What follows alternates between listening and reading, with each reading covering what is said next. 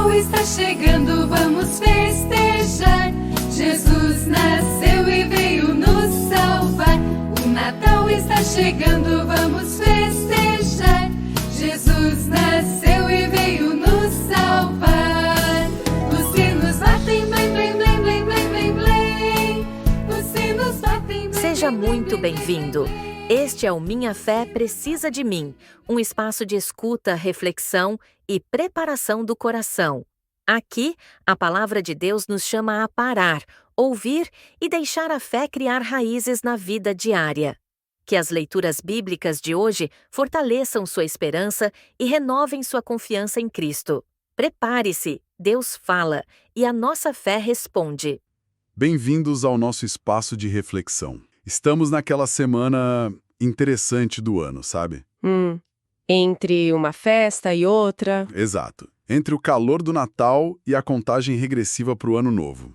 É um tempo que, assim, quase nos convida a parar e processar tudo. Com certeza.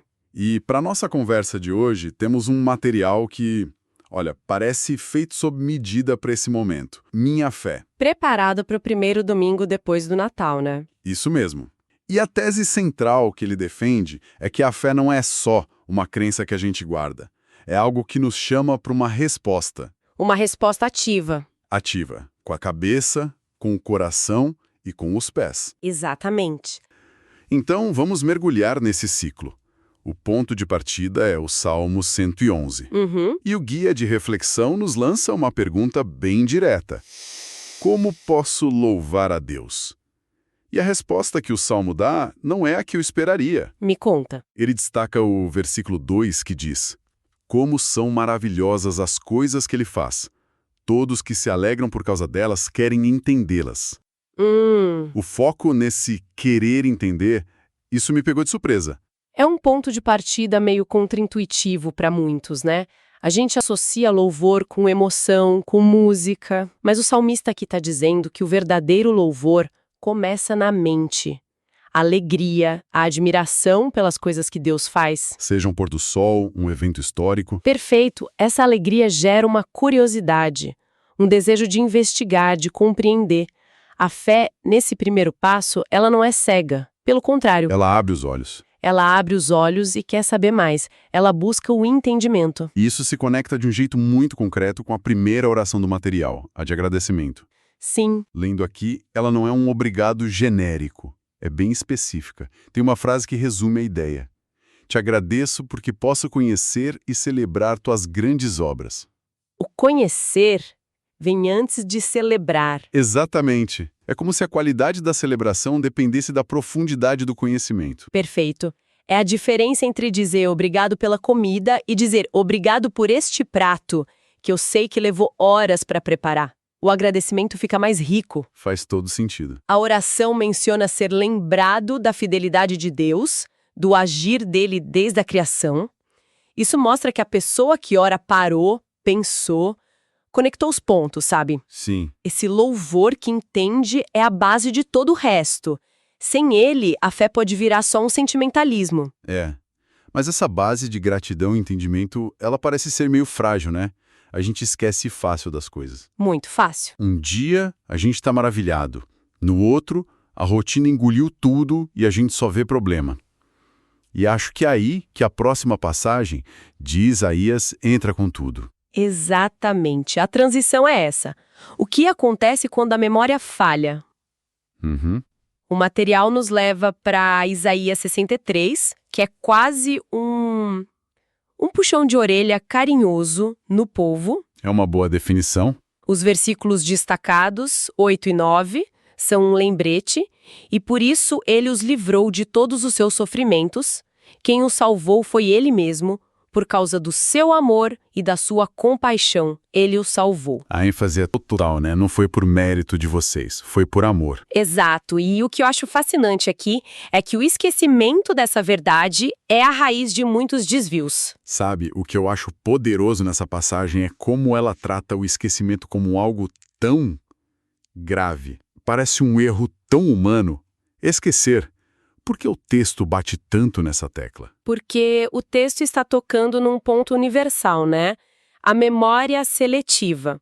a importância de lembrar ativamente o que nos fundamenta. Certo. No contexto de Isaías, o pecado é quase um lapso de memória, é uma amnésia espiritual. Amnésia espiritual. É uma imagem muito forte. E a gente vê isso o tempo todo. Num relacionamento, um casal esquece anos de parceria por causa de uma briga. Na carreira, a gente esquece o progresso e só foca no desafio imediato.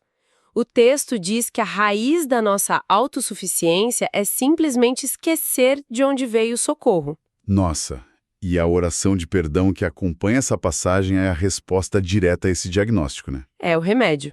Lendo os trechos fica muito claro. A pessoa não pede perdão por um ato isolado. Não, é pela condição de esquecimento. Exato. Veja só as frases. Senhor, perdoa quando esqueço teu amor, perdoa minha ingratidão diante da tua compaixão. Perdoa quando confio mais em mim do que no teu cuidado. Isso. O erro não é a desconfiança em si, mas a causa dela. A confiança excessiva em si mesmo, que só acontece quando você esquece que já foi salvo antes. Entendi. O arrependimento, então, não é só se sentir mal. É o ato consciente de reativar a memória, de voltar para aquela dependência e gratidão que a gente viu no Salmo. Ok, então.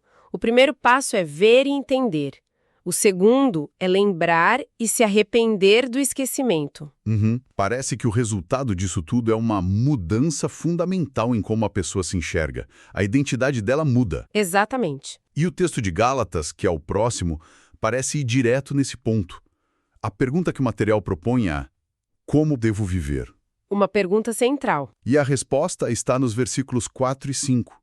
Mas quando chegou o tempo certo, Deus enviou o seu próprio Filho, a fim de que nós pudéssemos nos tornar filhos de Deus. Essa frase é uma daquelas que a gente ouve tanto que talvez perca o impacto.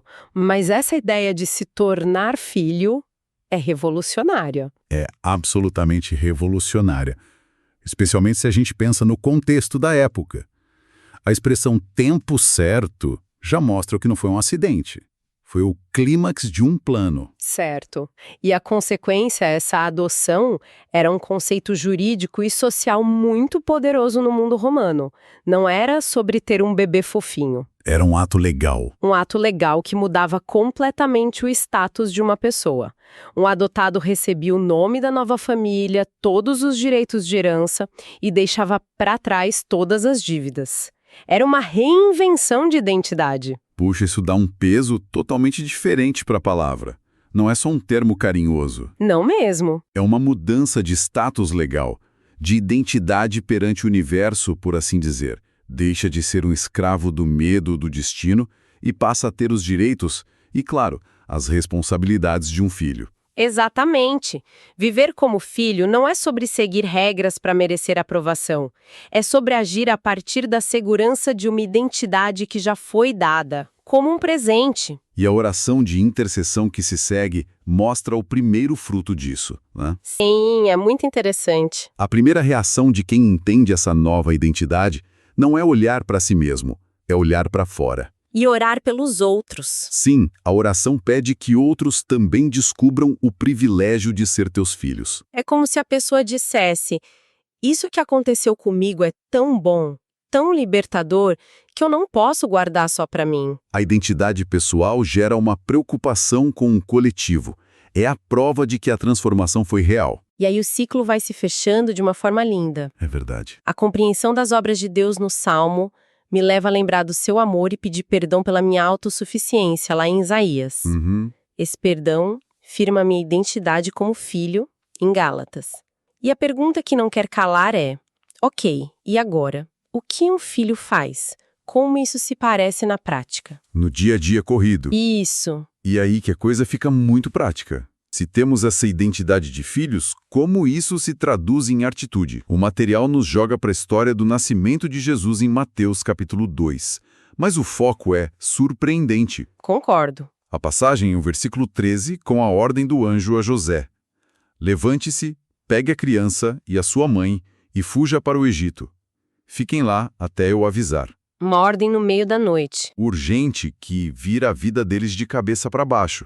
E o que me surpreendeu aqui é que a grande lição de fé não vem de um discurso de Jesus. Que ainda era um bebê. Exato, mas da ação de José. Isso é sutil e genial. A lição é a prontidão. A fé se manifesta em obediência. E não é uma obediência negociada, pensada. Planejada. Não, é imediata. Pense no que significava isso. Fugir para outro país, outra língua, outra cultura, sem previsão de volta. Um salto no escuro. Total. A fé de José não foi passiva, não foi só acreditar em algo no coração. A fé dele teve pernas.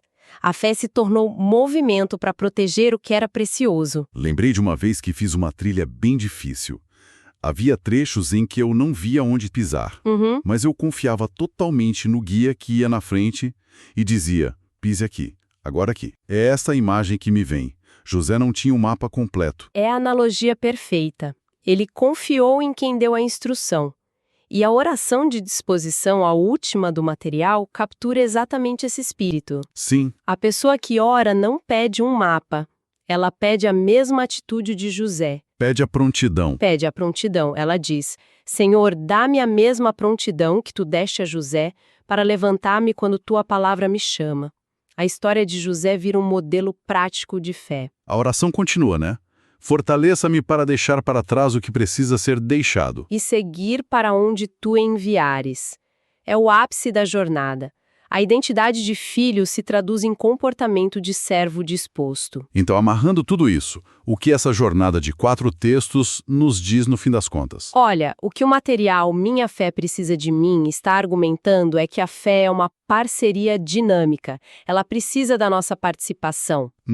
Começa com a nossa mente na admiração e no entendimento que leva a um louvor inteligente, lá no Salmo. Certo. Esse entendimento nos faz olhar para dentro e perceber nossa fragilidade, nossa tendência a esquecer, o que nos leva a um arrependimento sincero em Isaías. Ok. Esse perdão nos coloca no nosso devido lugar, não como servos medrosos, mas como filhos amados, com uma nova identidade em Gálatas. E finalmente, essa identidade segura não nos acomoda, mas nos impulsiona para a ação, para a obediência corajosa no mundo, mesmo quando o caminho é incerto, como vimos em Mateus. mente, coração, identidade e pés. A fé precisa de tudo isso. É uma visão incrivelmente completa.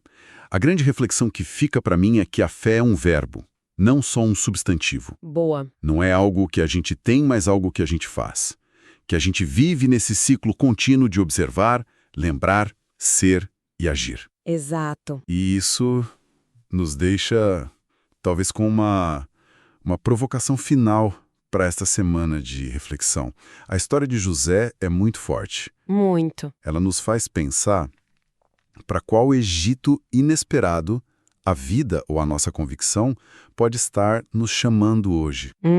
Pode ser uma mudança de rota na carreira, uma conversa difícil que estamos adiando, um hábito que precisa ser abandonado. Um projeto que parece assustador. Isso. E a questão que fica no ar, sabe, ecoando a atitude de José, a gente está disposto a se levantar no meio da noite e ir, mesmo sem ter todas as respostas. Uma excelente pergunta para levar conosco. Que a paz esteja com todos. O Natal está chegando, vamos festejar. Jesus nasceu.